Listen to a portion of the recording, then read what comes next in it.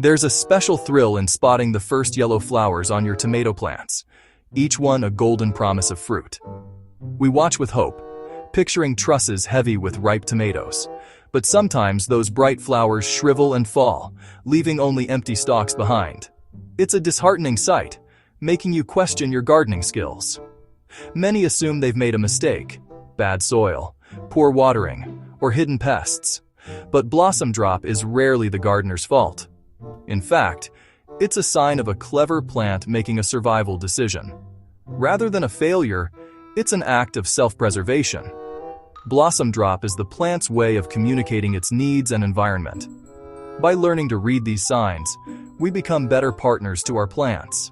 Adjusting our care can help them feel secure enough to deliver a bountiful harvest. So, before you despair, let's understand what's really happening. Blossom drop is not random. It's a message. This is the ongoing conversation we have with our gardens. A tomato plant's main goal is survival and reproduction, creating seeds inside juicy fruit. But fruiting takes enormous energy, so the plant only commits when conditions are right. If stressed, it cuts its losses, redirecting resources to roots and leaves instead of fruit. Dropping flowers is the plant's way of saying, "Not now." It's a strategic retreat, not a surrender. Extreme heat, cold, or drought puts the plant under stress, making fruiting risky.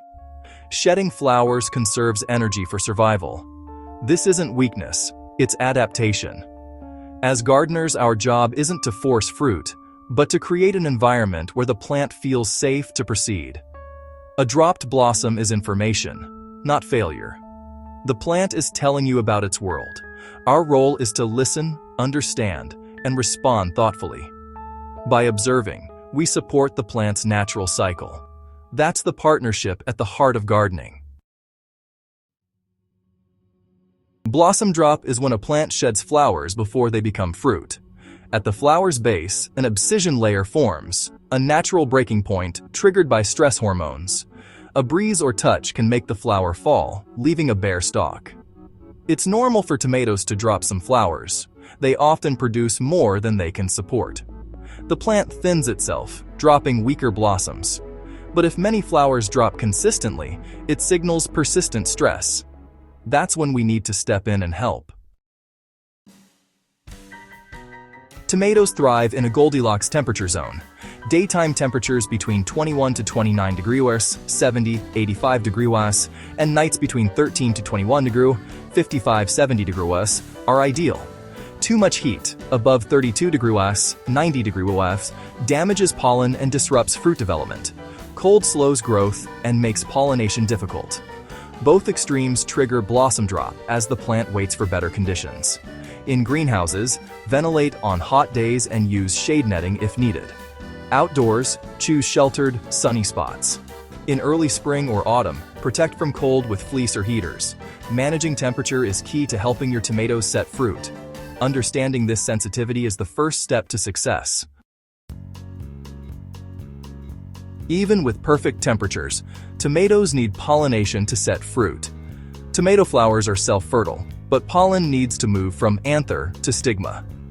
Wind or bumblebees usually provide the necessary shake. In greenhouses, still air can hinder pollination, leading to blossom drop. High humidity makes pollen sticky, low humidity dries out the stigma. Ideal humidity is 40–70%. Good air circulation helps both temperature and pollination. If needed, gently shake plants to mimic wind. Encouraging bees and maintaining airflow boosts fruit set. Pollination is a subtle but vital step in the process. Consistent watering is crucial. Tomatoes dislike erratic moisture. Drought followed by flooding stresses the plant, often causing blossom drop. Keep soil evenly moist, like a wrung-out sponge. Deep watering every few days is better than daily sprinkles. Nutrients matter too. Avoid high nitrogen fertilizers once flowering starts. Too much nitrogen means leafy growth, not fruit. Switch to high potassium feed when flowers appear. Potassium supports flowering and fruiting. Balance is key. Not too much nitrogen, plenty of potassium. The right care at the right time leads to a fruitful harvest. Plants respond to many stresses. Wind, pests, and disease all take a toll. Strong winds force the plant to focus on survival, not fruiting. Pests like aphids or diseases like blight drain energy and trigger blossom drop. Sometimes, a vigorous plant sets too many flowers and self-thins to ensure quality fruit. All these factors fill the plant's stress bucket. When it overflows, flowers are shed. Our job is to keep that bucket as empty as possible. By noticing early signs of stress, we can intervene. Attentive care keeps plants healthy and productive. Preventing blossom drop comes down to a few simple habits. Water deeply and consistently at the base, using mulch to conserve moisture. Ensure tomatoes get 6 to 8 hours of sunlight, but provide shade during intense heat. Ventilate greenhouses and offer afternoon shade outdoors if needed. Gently shake plants daily to aid pollination. Feed with a balanced fertilizer early, then switch to high potassium feed as flowers form. Feed regularly, but don't overdo it. Check for pests and diseases often, acting quickly if you spot trouble. Support plants with canes or strings to prevent wind damage.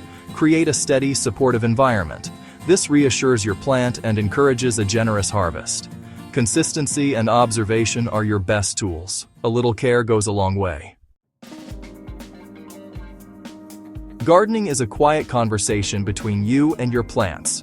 Blossom drop isn't failure. It's your tomato asking for help. Every garden and season is different, so adapt and learn. Don't be discouraged by fallen flowers. Every gardener faces this. Use it as a prompt to observe and respond thoughtfully. The first ripe tomato is a reward for your partnership and care.